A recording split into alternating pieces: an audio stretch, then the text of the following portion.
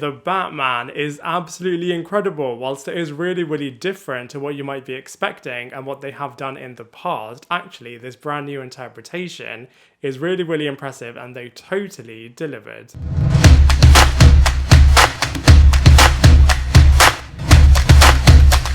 Hello everybody, and welcome back to my channel Lifestyle Critic. I hope you're having a brilliant day. So in this video we are going to be reviewing The Batman, which is the long awaited rebooted version of this character, which obviously had a little bit of controversy as people are such a big fan of Ben Affleck, and originally this movie was going to be Ben Affleck's continuation set within the DCEU, but it's obviously been highly reported that Ben Affleck is now unfortunately leaving this role. So this movie is now a brand new interpretation and is a bit of a reboot of Batman, of Gotham City, of the entire world, and this time it is set in the Earth 2 universe with Matt Reeves directing this movie, and it is very, very different to what you might be expecting and very different as well to what you have seen before. I mean, it does have all of the staples that you would expect in a Batman movie, and it places it in a neo-noir detective mystery movie with a contemporary tone. I mean, it is still really dark, really realistic, and really, really gritty, like the Burtonverse, the Nolanverse, and the Snyderverse, but they've done a really good job in terms of bringing something new, something fresh, while still being really comics accurate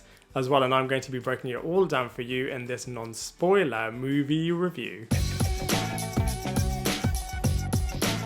So the storyline has also been updated with the whole reboot. So originally, when it was going to be Ben Affleck's movie, it was going to be Batman versus Deathstroke, but in this Matt Reeves reboot, it is actually really, really different. So first of all, we're meeting Bruce Wayne and Batman in year 2. So it's not a bit of an origin storyline, as obviously we've seen that happening quite a lot, but the death of Thomas Wayne and Martha Wayne definitely still has a bit of a shadow over the Batman character, and also nor is it the Batman that we all know and love, as he is still Batman in training. So a little bit like what they did with Peter Parker in Homecoming, making an assumption that the audience already knows somewhat of what happened to the Bruce Wayne character when he was a child, and really jumping straight in and meeting this character when he is already the Caped Crusader, but equally not a really experienced Caped Crusader. So I quite like what they did with the storyline actually, and it is really focusing on the Riddler, who is targeting Gotham City's elite and is murdering them to uncover the corruptness that is happening beneath the surface. As the movie progresses, you understand why the Riddler is doing this, so you really understand his motivation, and then it's up to Batman and Gotham City's police department as well as Catwoman to uncover the truth and to solve the mystery once and for all. Now, from a positives point of view, by the way, there are a lot of positives with this movie. The first one is that I absolutely love the detective murder mystery angle that they had with this movie, as you're putting all of the clues together along with all of the other characters. And I feel like it is actually really, really comics accurate, as this character is all about the detective aspects. And I feel like the live action movies recently have decided to focus a lot more on the action side. So it's really refreshing and really, really cool to kind of really have a detective-focused mystery with this character. Speaking of comic books, it's really inspired by Year One, Dark Halloween, Ego, and Dark Victory, which are all really great comics-accurate storylines, and I feel like Bruce Wayne is definitely woven into this narrative as well. He's really at the core of it, whether he likes it or not. And if you read the prequel novel to this movie, it does explain a lot about the history of Bruce Wayne, of the Riddler Edward character. So I would really recommend checking this out before you watch this movie, as by the end of this film, you really will be able to hark back to everything that you will have read in the prequel novel. Also, like I said, whilst you don't see the death of the Thomas Wayne and Martha Wayne characters, we've seen it so many times in live action and in the animated series as well. So whilst you don't see it, it is referenced, and you can see that the Bruce Wayne character really is emotionally stunted by what's happened, and you really can see a new impact on the death of his parents to the Bruce Wayne character, which I feel like is really, really refreshing. I absolutely love the fact that it's set during the second year of the Batman narrative, as there are so many wicked storylines in the early phases of the Batman character that you've never really seen before in live action, and so I think it's really, really wicked that they're really focusing on it. I feel like the final act of this movie feels really, really massive. I mean, the entire movie feels really, really good and is really, really well paced and structured, as it just gets bigger and bigger and better, and you're able to follow it really, really well, even though it is introducing a brand new world. And I feel like it's really, really realistic, really, really dark, and Batman also references his no killing rule, which quite often he is always telling to the Robin character, but it's really great to also see it happening here as well.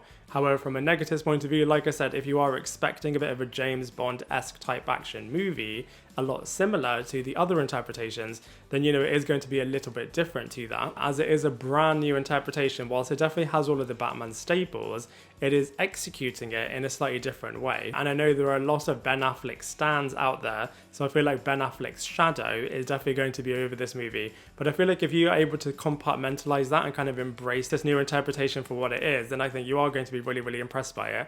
And I feel like there were so many reports as well that there were so many halts during production due to COVID, and I feel like you can kind of feel that at certain points during this movie. So for example, certain scenes only have a very few number of characters in them, a lot of dialogue happening, but I feel like it works with the whole mystery that they're kind of setting with the whole detective angle. And like I said, the final act of this movie is absolutely massive, and I feel like actually it's quite reflective of how the COVID pandemic affected loads of productions, as by the end of this movie, I'm sure regulations were reduced a lot, and you really can feel that in the epicness of the final act of this movie. And so from a storyline perspective, I feel like the Batman totally delivers.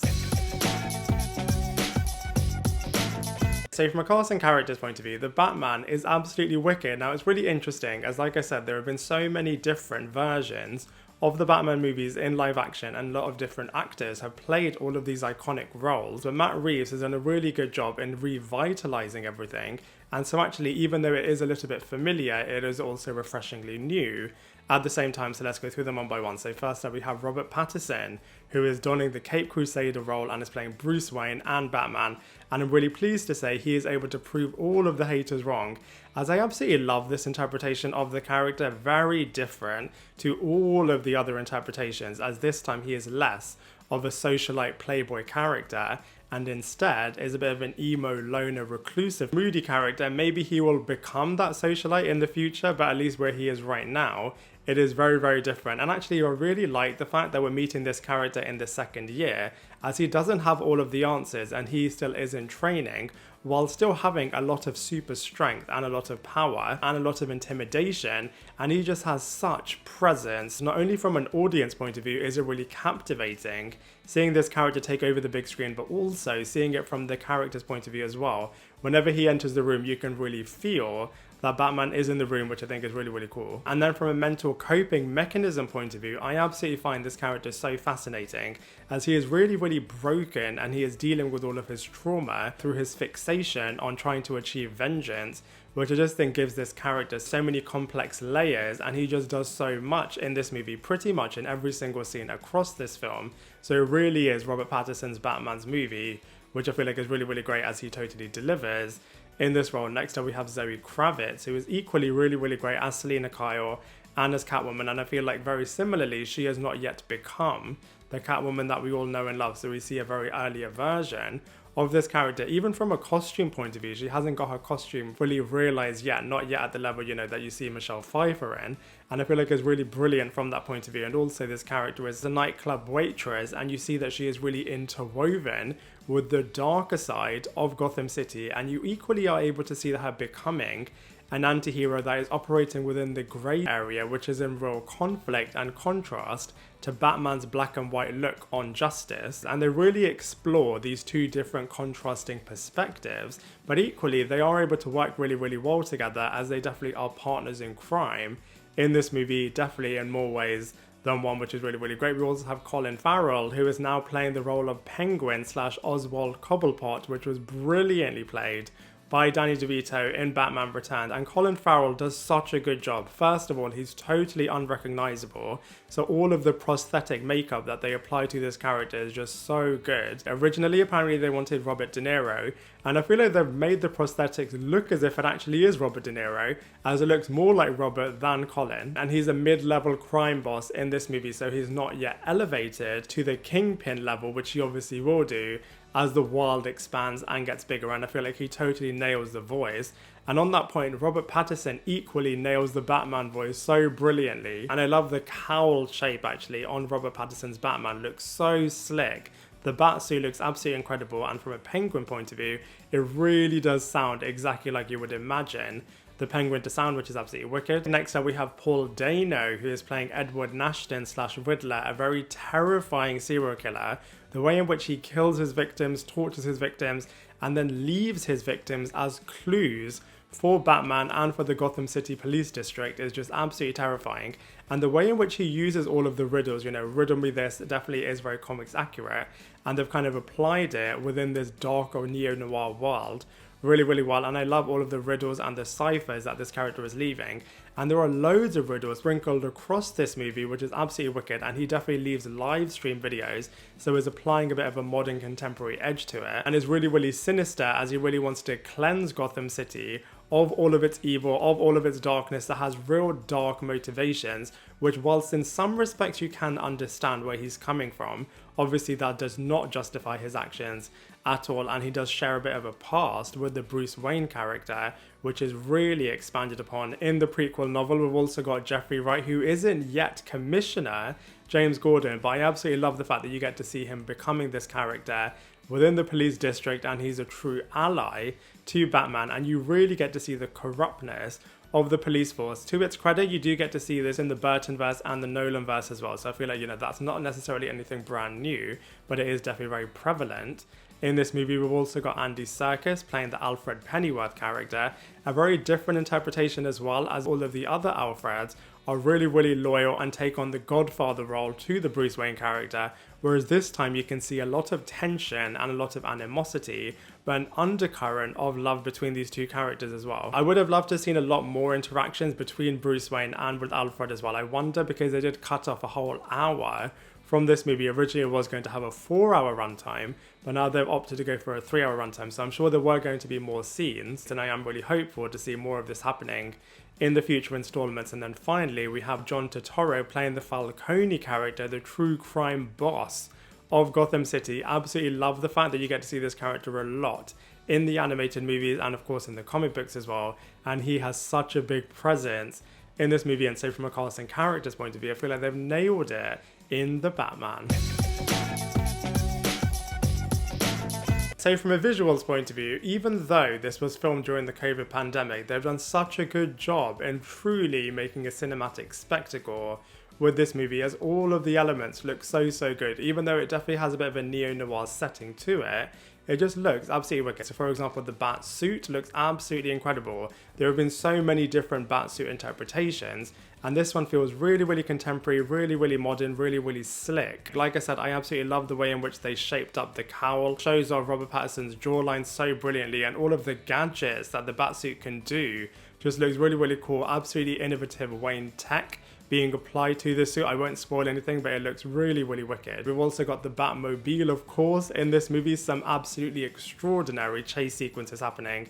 The Batcave, I would have loved to have seen a little bit more with the Batcave, but you know, it is still a bit of an underground location that the Bruce Wayne and Batman character are able to do all of their tech wizardry. All of the fight sequences that take place in this movie are really, really cool. You can see that there are loads of people sometimes that are against the Batman character, and he not only is able to hold his own, he is able to defeat all of them really, really easily. That being said, he does take a lot of damage himself as well, but you are able to see what an absolutely extraordinary character this is, even though he doesn't obviously have any superpowers. And like I said, just true presence whenever he enters a room, especially when it's a room full of police officers. I absolutely love it. All of those sequences look really, really cool. Just seeing this guy in a batsuit just walking around, they're just absolutely incredible. And there are also the Gotham City aspects, and you really do feel like you're transported into this dark imaginary world of Gotham City. Really does build all of its corruptness, and the things that the Riddler is doing is just absolutely crazy. And on that point, all of the riddles I feel like are really, really cool as well. So from a visuals perspective, I feel like they've done a really, really good job in creating their own Batman identity, and it just works really, really well in this movie. So I am a massive Batman fan, and I wasn't sure what to expect with this movie. However, it totally delivered, and I would say it is able to be on the same level as Batman Begins. Now, I absolutely love Batman Begins. I feel like they introduced that world really, really effectively. Loved all of the Scarecrow stuff, loved all of the undercurrent corruptness that was happening in Gotham City. In some ways a little bit similar to this movie, but this film definitely interprets it in a brand new way, especially jumping into year 2, which is really, really great. I don't think it's as good as The Dark Knight, which definitely is in another league altogether. But that being said, I do actually feel like the Batman is able to be a lot better than all of the other movies. I feel like it's a lot stronger than Dark Knight Rises, in another league compared to the Schumacher movies. And I also actually think it's a lot stronger than the Burton movies as well, which I do love myself, but I feel like the Batman is just so wicked, especially as it totally embraced all of his detective mystery storylines. And I would also say it's a lot stronger than the other DC movies. So for example, so much stronger than the Green Lantern, a lot better than the first Wonder Woman movie and Wonder Woman 1984 as well, and a lot stronger as well than Man of Steel, and better than the Suicide Squad, and also better than Birds of Prey as well. So I feel like from a DC point of view, Matt Reeves has actually absolutely smashed it with this film, and I'm really, really excited to see what on earth is going to happen next. So overall, I have to say, Matt Reeves totally delivered with this movie. Robert Pattinson, Colin Farrell, Zoe Kravitz, all of them did such a good job with this movie.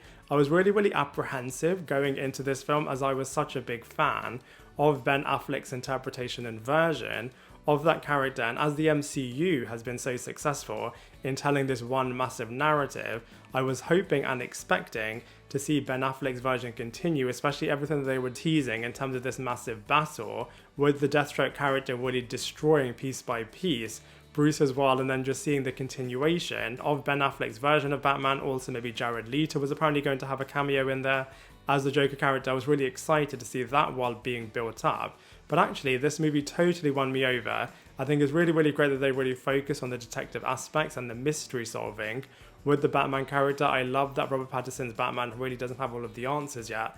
He's a really broken character, kind of figuring things out himself, whilst being really, really headstrong and having a clear view of justice. And then the Riddler character on top of that is just absolutely causing destruction and really has a heart-driven narrative connected to the Bruce Wayne character. I feel like this movie is really, really great, and so for all of those reasons, I'm going to give it a massive solid 8 out of 10. I'm really, really excited to see the sequels that Matt Reeves is going to create and just building this particular Bat universe with brand new TV spin-offs and solo movies as well. I'm sure that this is going to be really, really successful and hopefully not too confusing in terms of being in parallel with the DCEU. But those are all of my thoughts on the Batman movie. Now I'd love to hear from you, so please let me know what you think of it in the comment section below. Otherwise, I look forward to seeing you in my next video.